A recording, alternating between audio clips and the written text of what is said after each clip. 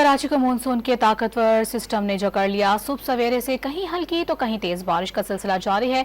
वजीर इत्तलात सिंध शर्जील नाम मेमन ने बारिश के हवाले से तमाम तर तैयारियां मुकम्मल करने का दावा कर दिया, जबकि मेयर कराची भी शहरियों को इत्मीनान दिलाते रहे कि तमाम शाहराहें क्लियर कर दी गई हैं। महकमा मौसमियात ने 31 अगस्त तक बारिशें जारी रहने की पेशगोई कर दी।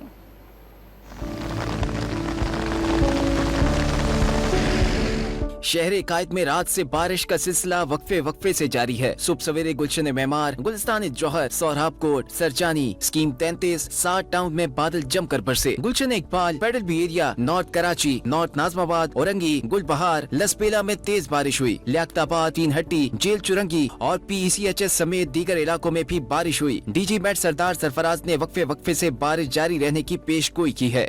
उस तरफ इंडिया का जो गुजरात का इलाका है उसमें और ग्रेजुअली उसकी जो डायरेक्शन है वो वेस्टवर्ड ही है, मगरब की जानिब। तो जैसे जैसे हमारे एरिया के करीब आएगा, यानी आज शाम से रात से बारिशों की शिद्दत में, आंधी में, गरज चमक में उसकी शिद्दत में इजाफा होता जाएगा। मेयर कराची मुर्तजा वहाब ने दावा किया कि मूसलाधार बारिश के बाद शहर की शाहराहों को मुकम्मल क्लियर कर दिया गया है। जो बड़ी शाहराहें शहर की वो क्लियर हैं। कुछ मकामात पर पानी देखने को नजर आया जिसको क्लियर किया जा रहा है। मैं शहरियों से सिर्फ गुजारिश ये करूँगा कि वो अपनी इंतजामिया का साथ दें, गैर जरूरी तौर पर अपने घरों से ना निकले। रात गए मुख्तलिफ इलाकों में बादल बरस पड़े। बहरिया, मेमार, सरचानी, नॉर्थ कराची, डिफेंस, गुलिस्तान जौहर और गुलशन इकबाल में बारिश हुई। वजीर इत्तलात सिंध शर्जील नाम मेमन ने बताया कि मुतवक्के बारिश के हवाले से इंतजामात मुकम्मल कर लिए हैं। अलबत्ता तालीमी इदारे खुले या बंद रखने से मुताल्लिक गौर किया जा रहा है।